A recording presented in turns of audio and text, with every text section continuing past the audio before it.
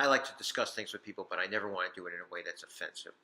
And I always want people to understand that, not to get too politically correct here, but safe spaces. I don't believe in safe spaces. That's nonsense. But I believe that there should be a room. There should be rooms for discussion, right? In other words, um, I'm just as willing for you to go, no, you're wrong, Sifu Ross, and I'm going to sit down and explain to you why. Great, let's have that conversation. I'm a jerk, and I may not end up believing you, but I believe I should give you the opportunity to try to convince me. For example, we know that Xingyi is the oldest quote-unquote internal system of all the systems that they call internal Xingyi. It goes back to about 1600, 1600s. Actually, right about the turn of the Ming Dynasty to the Qing Dynasty.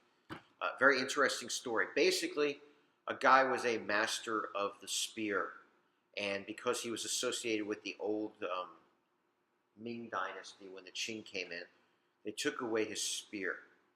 This is analogous to they took our guns. Since they basically took away his weapon, it is said that Xingyi was a empty hand adaptation of spear fighting. And actually, I believe that because I've studied Xingyi and I've studied spear, and I can see the relationship between spear movement and Xingyi. So Xingyi predates the more popular internal Tai Chi Bagua by 300, 400 years. Look, Hot Bot Fat probably has a similar kind of history. Again, getting into controversial. Actually, Tim Cartmel was a great guy. But he mentioned the fact that we were talking about Thai bird in that lineage that we share is Xingyi. And he said something to the effect of, it looks really different this is Hung Shang's lineage of Xingyi. And he says it looks very different than the Thai bird and everybody else's Xingyi. And it's true. If you put Thai bird, Tai Xing on the internet into YouTube, you're going to see a lot of people doing Thai bird, and it looks nothing like the version that they do.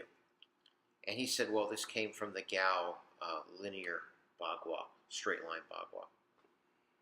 And I agree to the extent that I can see, having done both the Thai bird with Liu Deshu and having done some of the linear Bagua with him, that they're related techniques. So I think, based upon history, that probably what I'm getting to is that Bagua certainly is unique in its adaptation of circle walking. And Chris Rock was talking about the fact that if you look at traditional Taoist rituals, magical rituals, they're circle walking. And so probably Dong adapted ritualistic Taoist practice into martial art. So that's part of the influence. But I think the other part of the influence was probably Xingyi. In other words, if you take Xingyi and you're influenced by Taoist circle walking, the end product is going to be Bagua.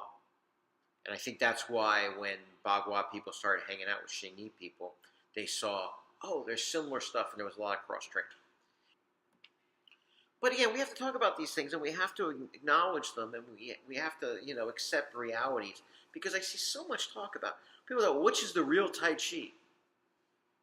Well, I kind of think what I've been talking about for the last 15 minutes is that you can't say something is a real Tai Chi because it was just a made-up thing to begin with. And that goes for kind of all martial arts, right? We always have this artificial respect for it as if it came down on stone tablets from God in the sky to us. Everything was made up. And it's all been made up recently. What we're doing is probably a product of the last 100 years. And 100 years ago, probably what was there was a product of combining traditions from before.